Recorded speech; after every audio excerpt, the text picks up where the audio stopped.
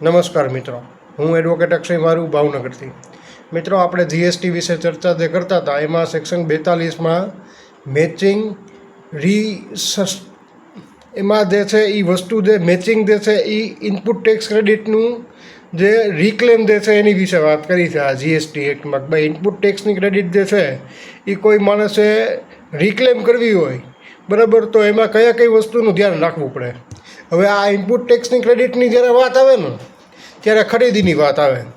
એટલે સૌથી પહેલી તો આપણે ફર્સ્ટ પ્રાયોરિટી શું આપવાની કે જ્યારે કોઈ પણ માણસ પાસેથી તમે ધંધાની ખરીદી કરો છો તો ધંધાની ખરીદી રજિસ્ટર્ડ પર્સન પાસેથી કરવાની.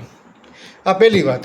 અને ખરીદી કરતાં પહેલાં એનું ટેક્સનું બિહેવિયર જે છે એ આખું જોઈ લેવાનું. ભાઈ, ઇન્કમ ટેક્સના જે જીએસટીના રિટર્ન જે છે એ આ ભાઈ બરાબર પોતે ટાઈમે ભરે જ કે નથી ભરતા, અને જો ભરતા હોય તો જ આ માણસ પાસેથી ખરીદી કરવાની.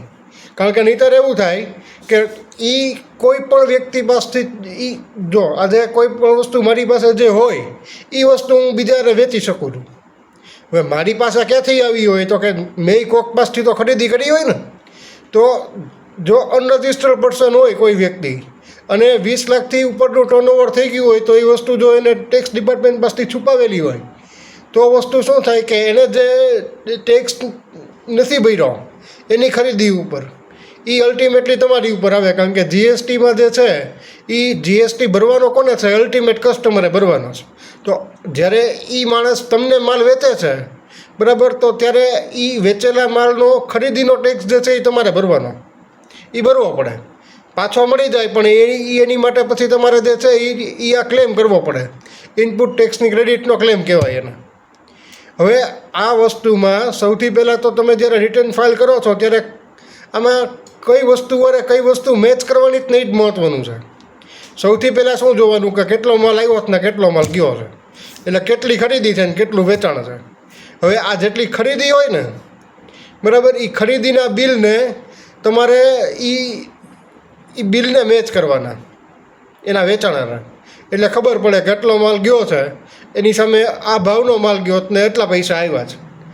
પછી એ વસ્તુ જોવાની કે આપણે આગલા રિટર્નમાં, એટલે કે આની પહેલાંનું જે રિટર્ન આપણે ભર્યું હોય ગયા વર્ષનું કે એની પહેલાંના ક્વાર્ટરનું, તો એમાં ઇનપુટ ટેક્સની ક્રેડિટ જે છે એ પહેલાં આપણે લેવાની હતી એટલી લઈ લીધી જ કે નથી લીધી.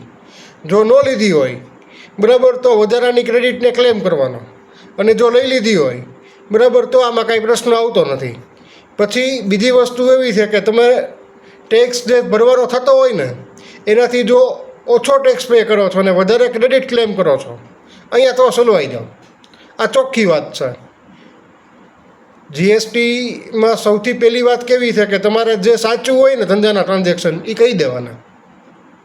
આવું આ લખ્યું જ કાયદામાં, આવું કરતું કોઈ નથી. સાચામાં સાચા જે ટ્રાન્ઝેક્શન્સ હોય એ બતાવી દેવાના. એમાં આઈજીએસટી આવી ગયો, એસજીએસટી આવી ગયો અને સીજીએસટી આવી ગયો. વસ્તુ એવી છે કે જો તમે સ્ટોક રજિસ્ટર પ્રોપર મેન્ટેન કર્યું હોય તો જીએસટીના મોટાભાગના લિટિગેશનમાંથી 100% બચી જાઓ. અને ઇનપુટ ટેક્સની ક્રેડિટ તો પાછી વસ્તુ એવી છે કે જો ખોટી ક્લેમ થઈ ગઈ, કારણ કે જો એક ખોટી ક્લેમ થઈ ગઈ ને એ સુધારી નહીં અને એ ભૂલ જો કન્ટિન્યુ 3 વર્ષ સુધી તમે રિપીટ કર્યા કરો અને ચોથા વર્ષે જો એ ડિપાર્ટમેન્ટને ખબર પડી કે આ ખોટી ઇનપુટ ટેક્સની ક્રેડિટ ક્લેમ કરે છે, તો જે વર્ષે તમે પકડાવો એ વર્ષથી 5 વર્ષ પહેલાંના ચોપડા જે છે જોવા માગે. એટલે આ જે છે એ બધી માથાકૂટ વધી જાય. તો મિત્રો, આશા રાખું છું કે આજનો લેક્ચર સમજાણો હશે. રિન્યુઅલમાં અને આ ઇનપુટ ટેક્સની ક્રેડિટમાં જ્યારે તમે રિક્લેમ કરો છો ત્યારે એટલી વસ્તુનું છે ખાલી ધ્યાન રાખવાનું હોય. તો મિત્રો, આશા રાખું છું કે આજનો લેક્ચર સમજાણો હશે. મારું નામ છે એડવોકેટ અક્ષય મારું. મોબાઈલ નંબર છે 94 26 39 59 41. નમસ્કાર મિત્રો, જય હિન્દ, જય સંવિધાન.